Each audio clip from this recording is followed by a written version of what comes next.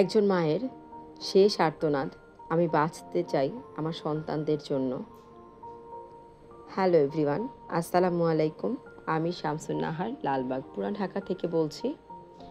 Life with Nahar চ্যানেলের নতুন আরেকটি ব্লগ ভিডিও দেখার জন্য আপনাদের সবাইকে ওয়েলকাম করে আজকের ভিডিওটা সকালে ব্রেকফাস্ট থেকেই শুরু করেছি। আমার সকালবেলায় হয়েছে, সকাল 6টা বাজে, তো এখন কিন্তু প্রায় 10টা বাজে। তো সকাল থেকে এই পর্যন্ত টুকিটাকি দৌড়াদৌড়ির উপরে অনেকগুলো কাজ করে নিয়েছি। এক ছেলে মাদ্রাসায় গিয়েছে, এক ছেলে স্কুলে গিয়েছে, তারপর কিন্তু সংসারে কাজকর্ম করেছি। ছেলের বাবাকেও কিন্তু তার কাজের উদ্দেশ্যে বের করে দিয়েছি।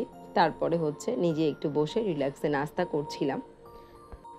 তো সংসারের এই যে এত প্যারা, একজন সকাল 6:30 বাজে মাদ্রাসা যায়, তো একজন 7:45 বাজে স্কুলে যায়, তারপর হাজব্যান্ডকে 10টার মধ্যে বাসা থেকে বের করতে হয়। তো সব কিছু মিলিয়ে অনেক বেশি ঝামেলায় থাকি। তারপরেও আলহামদুলিল্লাহ আল্লাহর কাছে অনেক শুকরিয়া জানাই, আমার সন্তানরা ভালো আছে, সুস্থ আছে, আমার স্বামীটা ভালো আছে, সুস্থ আছে, আর আমি ওদের জন্য ভালো আছি, সুস্থ আছি। আমার আল্লাহ তাআলা আমাদেরকে ভালো রেখেছে, সুস্থ রেখেছে, আলহামদুলিল্লাহ আলহামদুলিল্লাহ।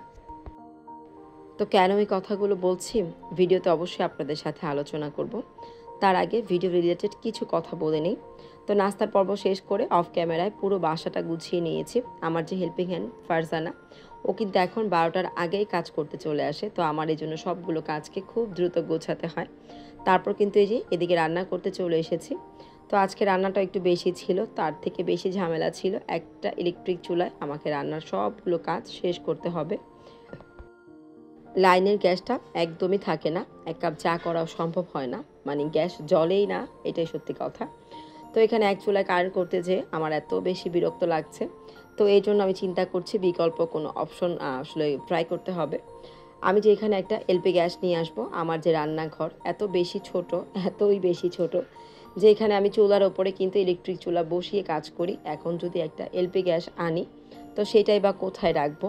তো এলপি গ্যাস আনবো না, তবে কারেন্টের চুলার জন্য কাজটাকে একটু দ্রুত করা যায় তার কোনো বিকল্প পদ্ধতি আমাকে ব্যবহার করতে হবে। তো চিন্তা করেছি, যখন বাস্তবায়ন করব ইনশাল্লাহ আপনাদের সাথে অবশ্যই শেয়ার করব। তো রুই মাছ রান্না শেষে এখানে একটা ভর্তা করছি। আমি কিন্তু কখনো এই ভর্তাটা করিনি, ফার্স্ট টাইম করছি। তো গতকালকে শুধু চিংড়ি মাছ দিয়ে পটলের যে ছোলকাটা, তো সেই ছোলাটা দিয়ে ভর্তা করেছিলাম। মাশাআল্লাহ আলহামদুলিল্লাহ খুব ভালো লেগেছিল। তো আজকে ওই জন্য একটু নতুন রেসিপি ট্রাই করছি। এখানে একটা কহি ছিল, একটু টমেটো, একটা রুই মাছ আর একটা চিংড়ি মাছ, সাথে রসুন কাঁচামরিচ ভেজে নিচ্ছি। বাটার সময় কাঁচা পেঁয়াজটা ব্যবহার করব। তো ভর্তাটা মোটামুটি ভালো হয়েছিল, আরও বেশি হয়তো বা পোড়া পোড়া করে ভাজলে আরও বেশি ভালো লাগতো। আর এদিকে ডিম দিয়ে কহি ভাজি করেছি। এই ভাজিটা আমার কিন্তু অনেক বেশি ফেভারেট। এটা হলে আমার মনে হয় ভাত খেতে আর কিছুই লাগবে না। তো যাই হোক, এখন চলে আসি আমার সেই ভিডিও থামলাইন আর শুরুর যে কথাটা। তো গতকালকে সন্ধ্যার পর মাগরিবের নামাজ পড়েছি। নামাজ পড়ে বাচ্চাদেরকে পড়াতে বসেছি, বড় ছেলেকে। ছোট ছেলে তো মাদ্রাসায় ছিল। তো তখন কিন্তু হঠাৎ করে আমার ফ্রেন্ডের ফোন এসেছে যে আরেক ফ্রেন্ডের বোন আগুনে অনেকটা বেশি অংশ পুড়ে গিয়েছে আর ঢাকা মেডিকেলে ভর্তি ছিল। তো খবরটা শোনার পর এত বেশি মন খারাপ ছিল। তো নামাজ তো পড়ি, তো কালকে যেন কেন হঠাৎ এত খারাপ লাগছিল। বারবার চিন্তা করছি এশার নামাজটা কোনোভাবে আজানের পরপর পড়তে হবে, পড়ে আপুটার জন্য একটু দোয়া করতে হবে। তো আজানের জন্য অপেক্ষা করছিলাম, যে আজান দিয়েছে চেষ্টা করেছি সাথে সাথে এশারের নামাজটা পড়ে একটু আপুটার জন্য দোয়া করতে।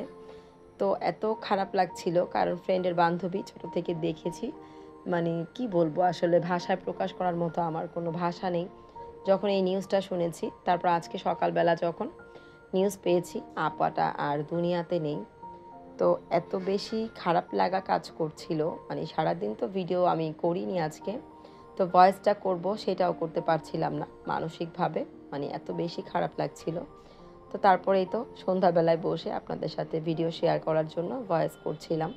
তো আপার 2টা মেয়ে, তো একজনকে বিয়ে দিয়েছে, আরেকজন কিন্তু এখনও বিয়ে দেয়নি।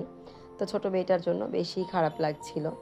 তো আমরা মায়েরা যে কোনো পরিস্থিতিতেই সন্তানের জন্য কিন্তু বেঁচে থাকতে চাই, যেই পর্যন্ত ওদের নতুন গন্তব্য বা নতুন ঠিকানায় পৌঁছাতে না পারি, যে পর্যন্ত আমার আয়ত্তে আছে সেই পর্যন্ত কিন্তু আমরা বাঁচতে চাই।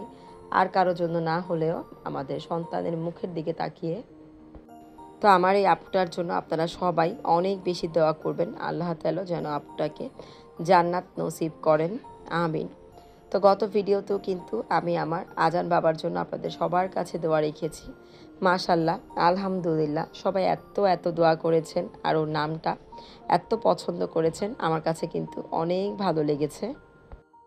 আমার গত ভিডিওতে Taste and Tales with Salma channel থেকে ভালোবাসা সালমা আপু সুন্দর একটা কমেন্ট করেছে। মাশাল্লাহ, বাবাটার নামটা খুব সুন্দর। ছাগলের ছোট বড় কোনো বিষয় না, আল্লাহ তাআলা যা নির্ধারণ করেছে সেটাই বড়। লাইক করে তোমার সুন্দর একটা ভিডিও দেখে নিলাম, ভালো থেকো।